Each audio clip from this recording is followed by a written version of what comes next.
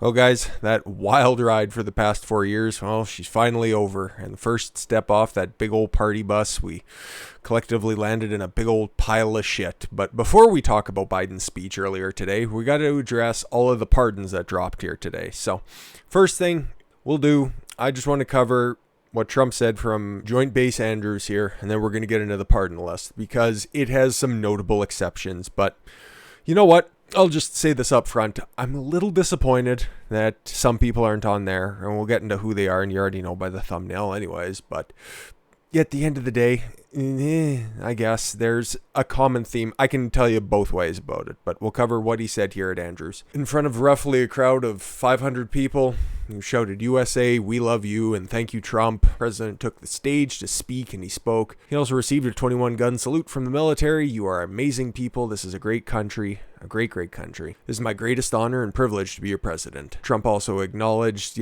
and predicted success for now President Joe Biden and Vice President Kamala Harris, without naming them, of course, because, well, he hasn't done it so far. Even in his farewell address from last night, he wished the new administration good luck without saying the names of the people that cheated him out of the second term right now, noting the strength of the country he was leaving behind. "I wish the new administration great love and great success. I think they will have great success. They have the foundation to something really spectacular," he said, adding, "Remember us when you see these things happening." Yeah, man. If they wanted to say all of Trump's success was just because of what Barack Obama did, regardless of how this all turns out, okay, over the next 4 years, if the economy booms back again, it's going to be because Biden came in and on day one, oh boy, he just rerouted all that crap that even though for 3 years it was a complete and total success of major proportions. But no, Biden's new policy, it had nothing to do with Trump, or if it tanks very predictably based on what he was doing today, that's for the next video. It'll all be Trump's fault. So that's why I think that the media is just salivating at this opportunity that Trump can run again in 2024 so they can just keep him in their back pocket whenever they don't have anything to praise Biden or Kamala Harris about. And trust me, it's fairly nauseating right now. But no, they want to keep Trump around for that extra 4 years, or whoever's going to be the successor. I think I mentioned this yesterday. I think Trump's probably going to take a little bit of time off to just chill and decompress. He could take anywhere between a few weeks to a month, or maybe even a year. I don't know, where he just kind of lays low, chills out in Florida, and just plays some golf in Mar-a-Lago. And he's very much deserved it, but I don't think that's his style at all to lay low that long. But the dude has earned some time off. But here's a couple more things of what he said. "I hope they don't raise their taxes, but if they do, I told you so." He also, of course, thanked his family and all of his close confidants, Mark Meadows, Stephen Miller, Dan Schiavone. "What we've done has been amazing by any standard," Trump said, looking back at his success.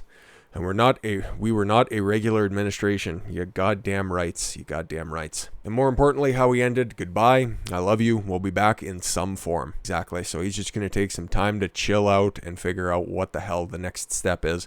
Assemble a group of people who you know are going to have your back, or assemble that group of people for the next guy taking up the reins. People have been saying Tucker Carlson, but if I hear that little fucking snake's voice mentioned as the next phase of the populist movement that's coming along, I will literally throw up. And not like a teenage girl where literally everything, but nothing would make me sicker to my stomach. Let's get on to the list of pardons, okay? It is plentiful. I think it's somewhere around, 143. Obviously, we're not going to go through all of them. There are 3 big names on here, okay?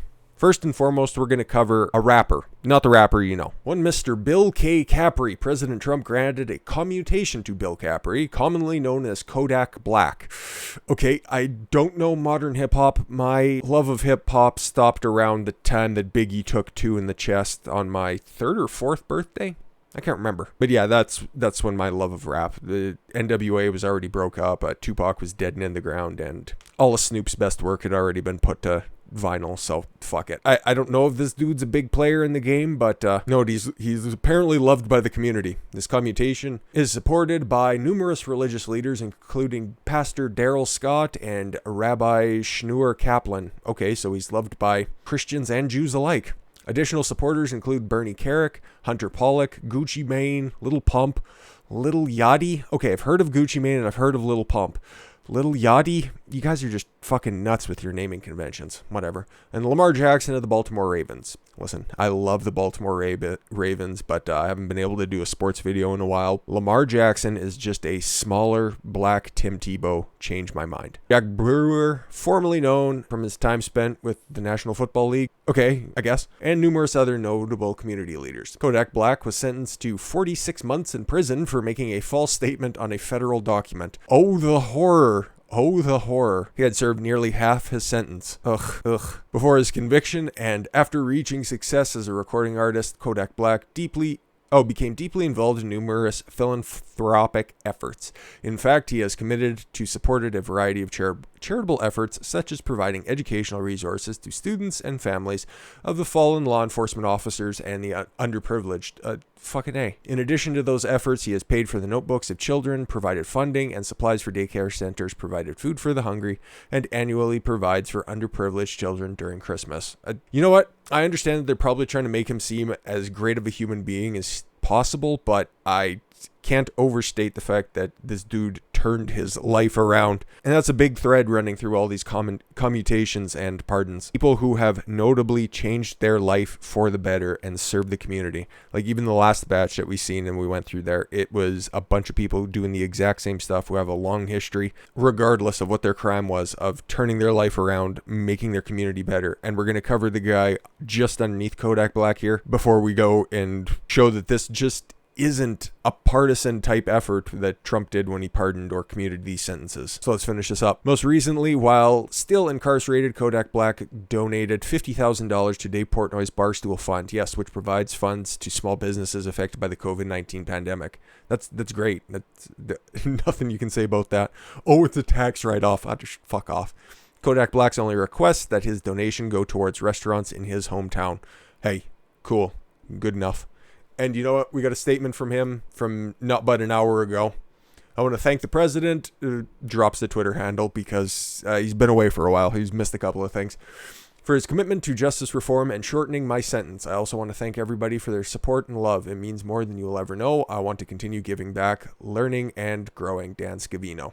Great statement. Very, very nice statement. I hope this dude continues to change and become a better person. Like, it was bullshit reasons that he got locked up anyways. And yeah, from what I can tell, he definitely deserves a commutation.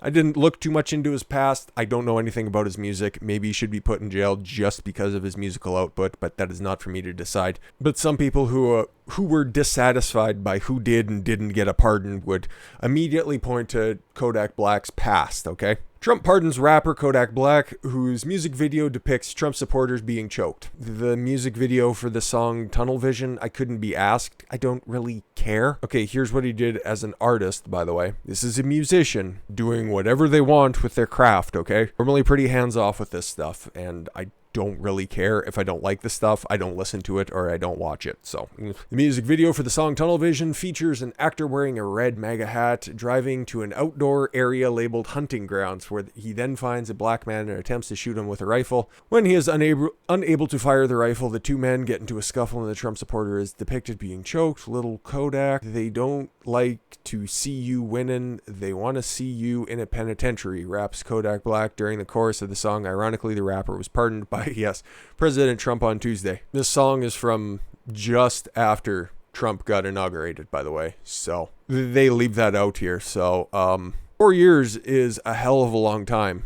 So did he make a genuine change? Based on everything that we see, pretty much. So you know what? Based on what he said and based on what he's done, I definitely don't have a problem with that whatsoever. But as you can see here, rapper Lil Wayne was also pardoned by Trump. Yes, Dwayne Michael Carter Jr., to his closest friends and family, received a full pardon. Mr. Carter pleaded guilty to possession of a firearm and ammunition by a convicted felon. Thank God he got that pardon, because under a Biden administration, there would be no light for people who have done anything wrong with a firearm. Owing to a conviction over 10 years ago, Brett Barish of Sovereign Brands, who supports a pardon for Mr. Carter, described him as a trustworthy, kind-hearted, and generous.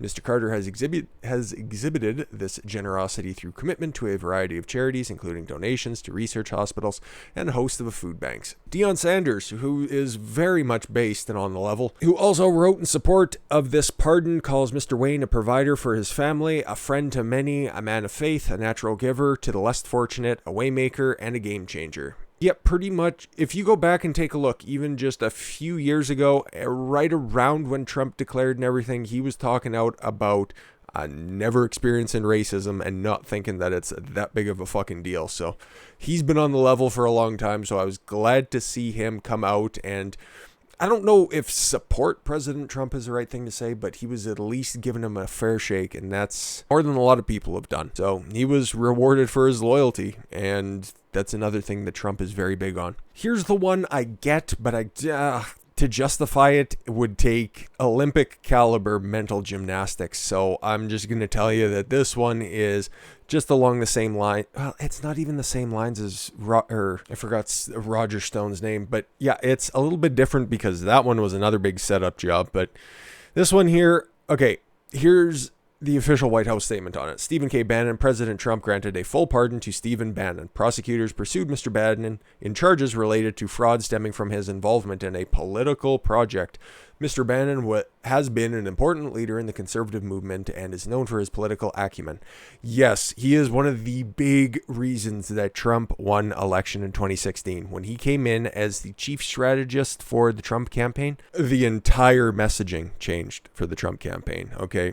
It became less stuffy. It became more Street Fighter. Not like Shoryuken, but like a ground level, straight up attack. Like everything that happened in the media with Trump over the past 4 years where he'd go head to head with Jim Acosta at the press briefings. Yeah, that is all because of Steve Bannon. Now, the fact that they kept it short, that it was fraud stemming from an involvement in a political project. Yeah, that was the private foundation, the Build the Wall campaign. Okay, that one has a lot of goofy underpinnings, and that's the nicest way that I can put it.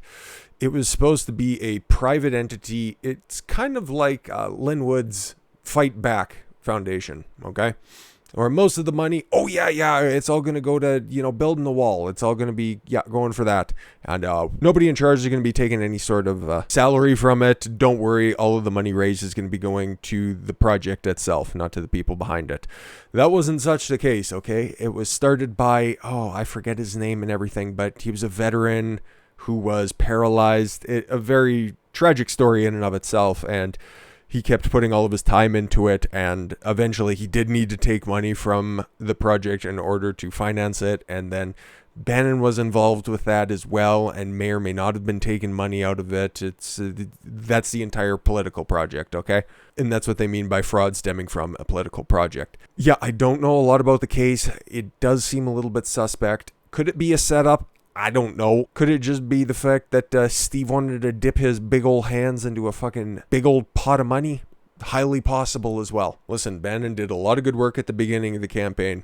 Then he got kicked out after Trump got in office for, I forget the scuffle at the time. Released the book, felt bad about it, and then went back to working his populist magic, whatever variation. Like him or not, I'm on the fence when it comes to Steve Bannon. I don't really put too much stock into what he has to say or what gets put out there from him via his War Room podcast outlet.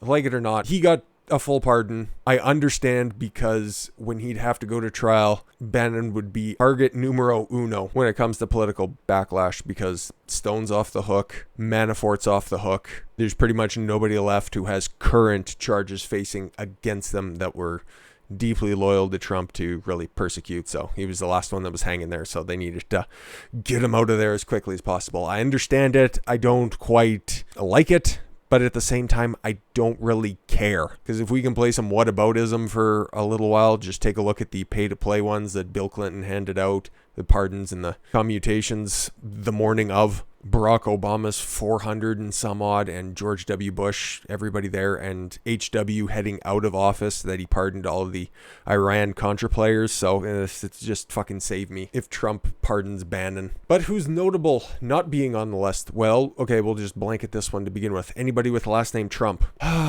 Could that come back to bite Trump in the ass? probably, because based on the speech that Biden gave today, there is no indication that they're going to be letting up when it comes to the impeachment trial or potentially suing him for anything that happened at the Capitol. I don't know. I think that they're probably going to be coming after the family, but at the same time, that would not be smart. That would definitely ensure, barring anything goofy happening in 2024, that Joe Biden will only be around for one term. And I couldn't imagine what the state of Joe Biden at 82 years old at the end of 2024, or let alone at the end of 2028. Christ, I'll be 38 at that time, and he will be 86. Could you fucking imagine an 86-year-old president? But first and foremost, the two big names that weren't on there. And because one has, well, as he says here, I would rather be without a state than without a voice, he's taking it pretty well. Okay. And in the grand scheme of things, what Edward Snowden did was a great service to the American people, but I am constantly reminded how little what he did actually affected the American and even the worldwide community. I'm not diminishing what he did. I'm just shocked at how many people know what it is he did, okay? Do you guys even remember? Probably. A lot of you are learned individuals, but at the same time, I'll refresh your memory. In 2015, when the NSA was spying on everybody, okay, recording phone messages, keeping data logs on everybody, he released that information out to the public, okay? And nobody wanted to cover it because it was a slight against their Lord and Savior, Barack Obama. YouTube commentary, what it is not even close to what it was now as it was back in I'm pretty sure 2014. Oh, my mistake. 2013. Yeah, I knew it was a long time ago. And people have forgot his contributions. I don't think that it should be forgotten because it was substantial, letting everybody know that, yes, the government is spying on you whether you want them to or not, and they will get to it whenever and however they please. Just exposing Barack Obama as being a bigger fraud than anybody really thought possible. And now his vice president is, in fact, well, let's just drop the vice part. But to be completely fair, yeah, he's taking it in stride. It does suck, but he's in Russia under little to no threat of extradition to the United States. He will probably be fine for 4 years. You know what? It would have been nice for him to get a pardon because what he did was a great service to the entire community, and yeah, would have been a great way to say fuck you to the deep state. And yeah, and the final one, probably the biggest name on here, and when it comes to loyalty, like here, okay, I'll lay this out for you guys. Without the WikiLeaks scandal in 2016, Trump would have had a much more difficult time of winning the election, okay? Do I think that it completely swung it for him?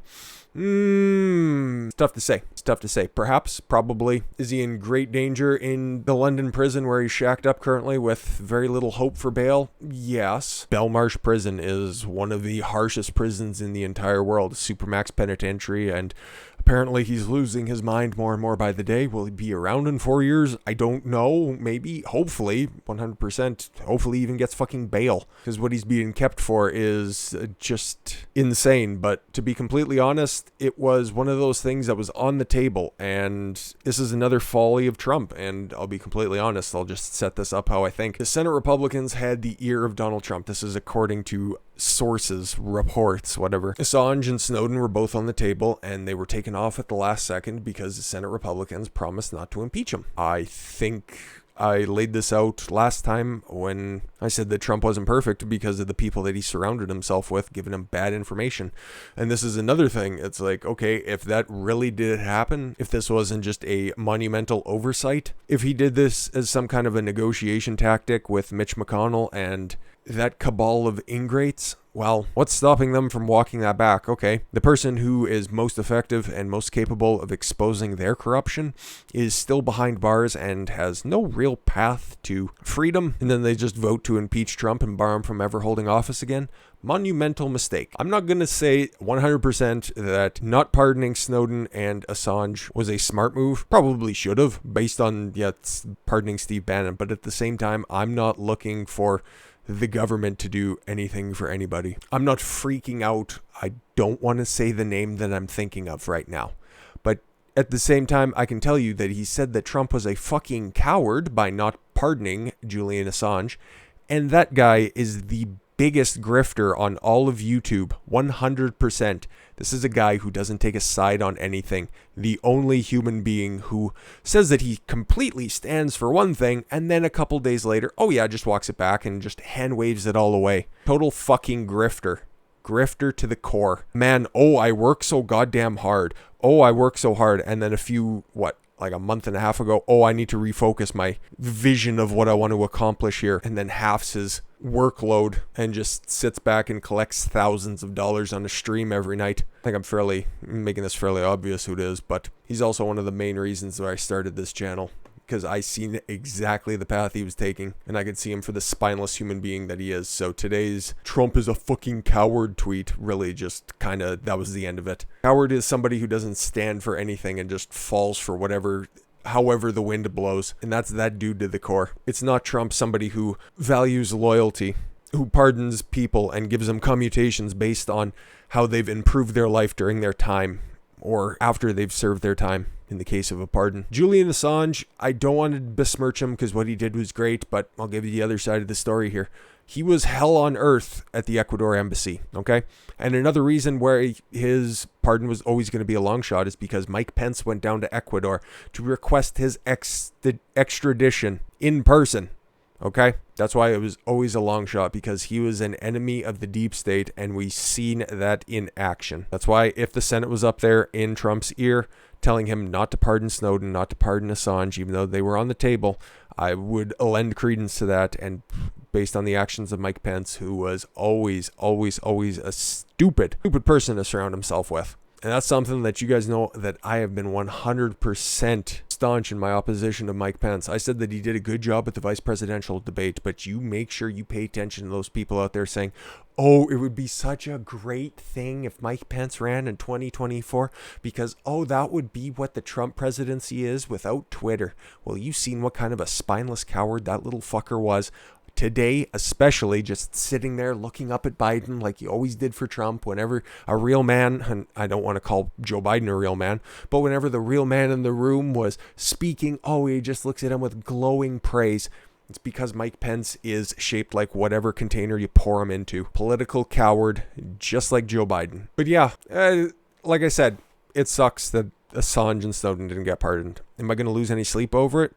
No, not really. I hope they do good. Hopefully they survive another 4 years or maybe 8 years. I don't know. It depends on what the integrity projects for the different House legislatures or House Congresses decide to pass over the next 2, 4, or 6 or 8 years. There'll be another opportunity for them to get out by another Trump administration or by whoever takes the reins in 2024, because it's not coming under a Biden administration, not even once. So yeah, let's get on to the festivities of the day here. And in this video here, thank you all very much for the gift of your time. I've been Don Consuelo. I want you to follow your gut and get after it. Take care, everyone.